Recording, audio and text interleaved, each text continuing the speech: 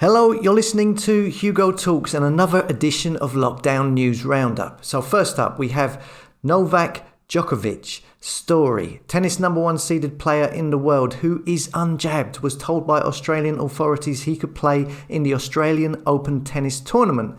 That his exemption was accepted only to be stopped at the border yesterday and not allowed in. It now states he is left in deportation limbo until Monday in a quarantine hotel. And it turns out now that the Australian government are retracting what they originally said, and that his exemption was not cleared originally. It's all very confusing. It says Djokovic announced on Tuesday he had been given the exemption by two independent medical panels organised by Tennis Australia and Victoria State, which he expected would shield him from the country's strict vaccine rules. But when he landed in Melbourne on Wednesday, Border Force didn't accept the exemption and said his visa was not valid, issuing a statement saying Djokovic failed to meet entry requirements. I don't think this guy would have gone over to Australia if he hadn't been told that it was okay in the first place. So it looks like to me it's a setup. They are using Djokovic and all this media attention to say, hey, look, even the world's number one tennis player will not be allowed to get past these rules. And also to ridicule him as well, which in turn is an attempt to ridicule anyone else who has the same belief as him. As you can see in all of these articles saying that he is a wacky tree hugger who believes in mystic energy, etc., which in turn is basically saying, oh, you cannot believe in the unseen. You cannot have faith in religion or spiritual matters. We now live in a world where your God is science and you should listen only to those men in white coats of authority. That's basically what they are trying to brainwash people with that type of media character attack, as can be seen here.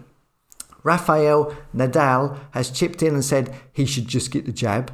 We also see Djokovic's father, who has apparently said that this is a fight for the whole world and calling for supporters to take to the streets unless his son is freed.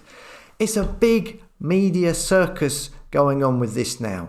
And it looks like either Djokovic has been set up, is being used as a patsy for all of this planned media attention to again cause division, to create debate and bring up the concept that it's the same for everyone, when this same for everyone is actually against human rights because it's taken away people's freedom of movement. It's attempting to make that seem normal. There is also the possibility that he may also be in on it. It's possible. Anything is possible these days. If he turns around in a couple of weeks' time and says, oh, I've gone and got the jib-jab, what was I thinking? Then you'll know. It's a mad world, no doubt about that at the moment. I mean, here we have this other story. This is again just ridiculous that this story exists. Gay cake row. Man loses 7-year battle against Belfast bakery. Now, do you remember a story from way back about this guy going to ask for a cake to be made at a bakery and it had a gay message on it, and the bakery refused because they didn't want to do it for whatever their reason was, and he took them to court? Well, that was 7 years ago. 7 years ago. And they are still carrying on with this. It says here, a man has lost a 7-year legal battle against a Belfast bakery that refused to make him a cake emblazoned with the message, support gay marriage, after the European Court of Human Rights ruled that his claim was inadmissible. 7 years. There has been a dispute between a gay man who wanted a cake and a bakery who didn't want to make the cake for 7 years. You know, what are you doing with your life? Did it ever cross your mind to maybe just go to another bakery and get your cake made somewhere else? I'm sure there are thousands of bakeries that will make your cake. 7 years. The ruling said that the bakery did not believe in gay marriage and therefore didn't want to make the cake as it went against their beliefs. Now, you may not like that, but just move on and go to someone else and get them to make your cake. 7 years, are you kidding me? Get real. Of course, I realise that this is part of the LGBT agenda, and there are people behind the scenes pushing this, probably money behind it, As I've said before, I've nothing against people's sexual preferences. You can get together with whatever adult you want, no problem. But do we need to have it forced into our lives 24/7, this propaganda, through corporations changing their logos, through sporting events like the Rainbow Olympics, and painting zebra crossings in rainbow colours and police cars in rainbow colours, and you know what I mean. And this story, a 7-year case about a cake, it just illustrates how mad this world has become.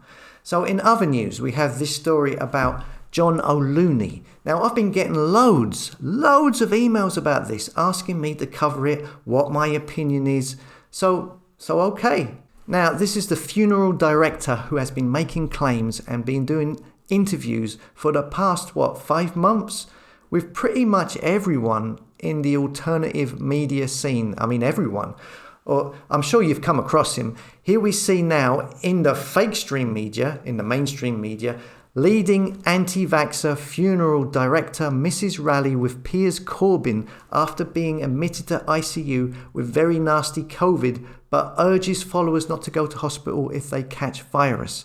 Now, there are a lot of people on my Telegram saying that he is controlled opposition because of what he has said about ending up in hospital. Now, I'm not saying that he is. The truth of the matter is, I don't know. I will say I've never shared anything about him, as I was always a little unsure about him, which isn't anything unusual these days. It's just my instincts. Let's face it, I'm paranoid about most people these days. Now let's look at it from a logical point of view. Now, in his defence, I haven't watched many of his interviews, but from what I've seen, if he is controlled opposition, then he's a bloody good actor, that's for sure. I mean, he comes across as very convincing. I mean, maybe he is convincing because he's being honest, maybe. And also, what does he stand to gain by saying what he is saying? Okay? Now, on the flip side of that, there are 7,000 funeral companies in the UK. That's a lot of funeral companies. I mean, I don't know. Has there been any other funeral directors who have said what John O'Looney has said? Or is he the only one? Because I would imagine that what he has been saying would be happening in other funeral places in other parts of the country. And I know that people are afraid to speak out, but you would have thought that after seeing him speak out, wouldn't another funeral director have got the courage to speak out afterwards? Again, maybe there is, and I haven't heard of them. Let me know in the comments. Someone did also send me this article from the BBC, which is from April 2020, right at the start of this whole shit show began, when the first lockdown had just started, which is an interview about capacity of body storage at funeral companies for COVID. And they interview John O'Looney about this. He is the funeral guy that they interview in regards to this. So he's in a BBC article early 2020, and then a year and a bit later, he is then interviewed. I believe, was it Max Egan? I think he did the first interview. And as you know, I'm wary of people who appear in the MSM. And only this story of him getting sick appears in the MSM, apart from that one from right at the start of the first lockdown. And this one is used to make people in the movement look stupid, while he was never mentioned before in the previous 5 months when he was making all of these claims. Now the question is, if he is controlled opposition, what's the purpose of him? What's the strategy? What was the reason for saying what he has been saying over the past 5 months? Is he lying? Is he telling the truth? Is he exaggerating? Why would he be exaggerating? I did state once before that to implement passports into the system in order to create digital enslavement, 24/7 monitoring, a social credit system, there would need to be a certain number of the population who are vehemently against it all. And that exaggerated stories could help to keep that group together, or at least actively monitored and controlled, so that they can be continually used as the scapegoat and blamed for future problems. I mean, that's the only concept I can come up with in that scenario. All I know is that as time goes along, this situation is getting more and more bizarre and confusing, and I don't know whether to take anything seriously anymore or not. So anyway, the answer to all of your emails is I don't know, but I have had a look into it and that's what I've come up with. Let us know your thoughts in the comments. As always, thanks for listening. Come and subscribe to the tribe at hugotalks.com, a place for like-minded souls who don't follow the mass formation psychosis.